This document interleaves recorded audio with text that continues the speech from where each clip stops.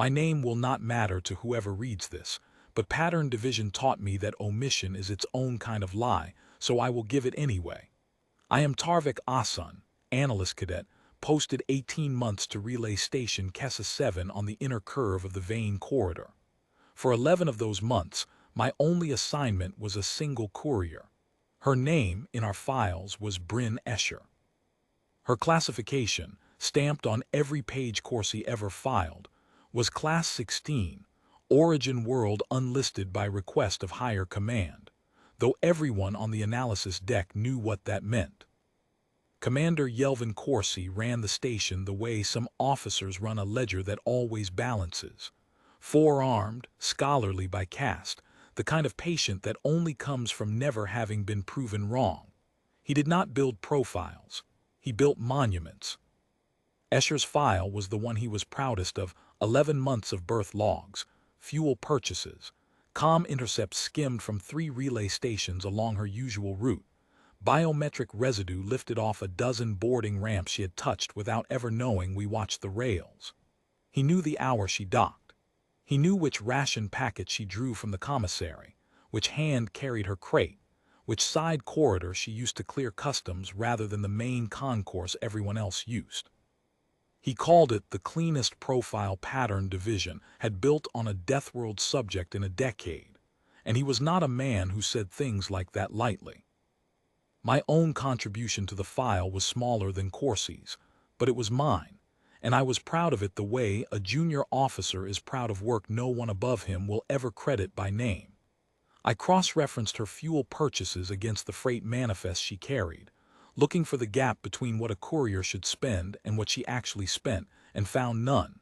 She ran lean, predictable, exactly the kind of subject pattern division liked best. I logged her gait from 3 camera angles and built the kinematic model Corsi used to time the boarding officer's approach to the half-step. I told myself more than once that I understood her better than she understood herself, because I had charts and she only had a route she walked without, so far as any of us could tell, ever once looking back. Higher command's directive on Deathworlders passing through the corridor was simple: observe, do not engage, do not provoke.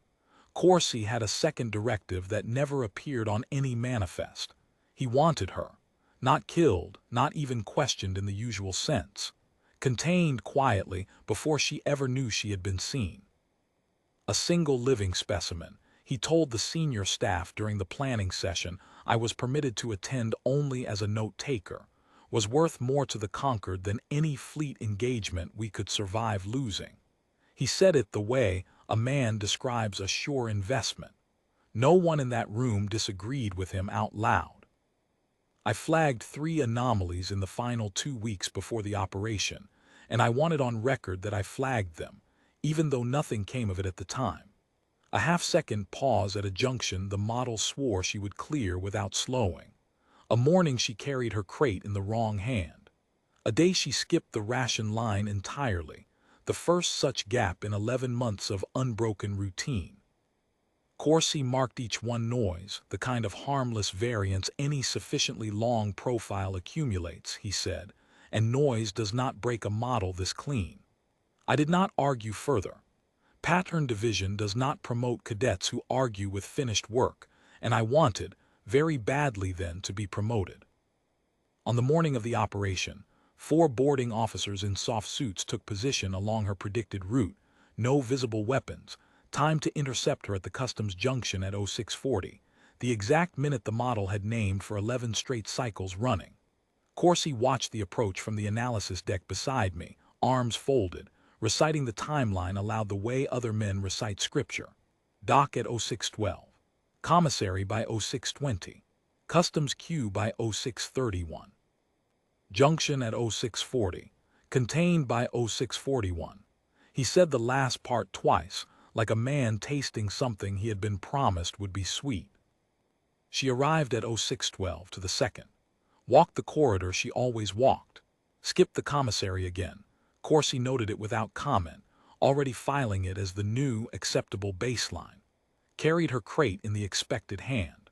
For 1 full minute I believed he had simply been right the way he always insisted he would be, and some small, ugly part of me was relieved, because being wrong about her would have cost me more than being wrong about anything else in my career. Then, at the second junction, 11 seconds outside the model's stated window, a detail small enough that I think I was the only person on the deck still watching anything but the countdown, she looked directly into the housing of a monitoring node that had no business being visible to anyone walking that corridor. Not startled, not searching the walls the way a frightened subject searches walls. She looked at it the way you look at something you found weeks ago and have simply been waiting to need. The 4 boarding officers closed on her at the junction, exactly on schedule, exactly where the model promised an unarmed courier hauling a crate of freight manifests. What they found instead was a corridor she had already mapped down to its maintenance seams, a service hatch she had already wedged from the inside, and a woman who never once raised her voice. I watched the feed because I could not make myself look away, and because by then some part of me already understood I was the only person in that room who knew how this would end. She did not run. She did not fight the way our threat assessment templates described a cornered subject fighting, no wild swings, no shouting, no panic in her face at all. She turned the first officer's wrist a quarter turn past where it was built to go. She folded the second's knee under him before he finished raising his sidearm. She pinched the breather line on the third closed with 2 fingers, calmly, the way you would cinch a strap you had cinched 100 times before, and caught the fourth's baton mid-swing without appearing to hurry. By the time Corsi's countdown reached 0641, all 4 officers were sealed inside the maintenance corridor she had prepared for them, restrained with their own gear, breathing, unbroken. And she was already 3 junctions further down the concourse, walking at precisely the pace the model still insisted, on every screen in front of us, that she would be walking. Corsi ran the timeline back 4 times before he said a word. Every variable he had charted held true right up to the half-second it stopped holding. He kept saying the model was clean. He said it the 3rd time the way a man repeats a thing he has stopped believing, but cannot yet afford to stop saying out loud. I did not correct him. I pulled the comm intercepts from the 3 relay stations he had used to build her file instead, and found what she had been feeding into them for the last 6 weeks.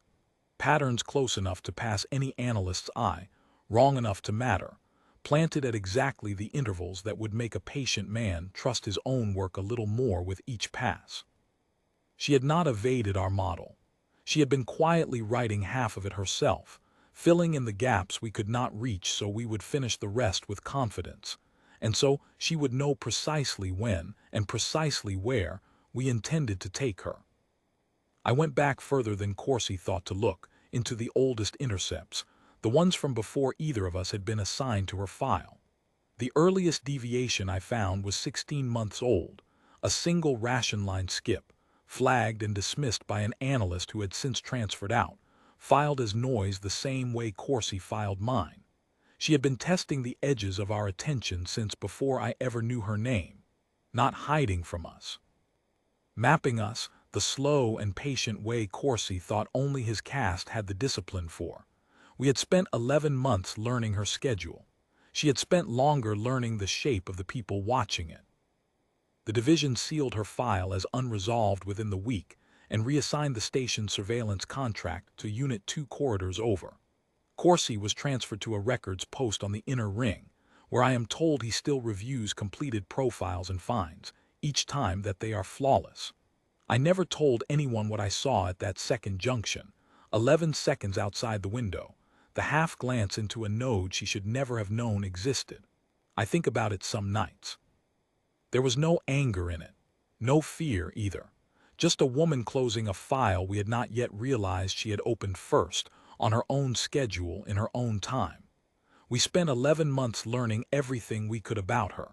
She spent 6 weeks teaching us exactly what she wanted us to believe, and not 1 second longer than that.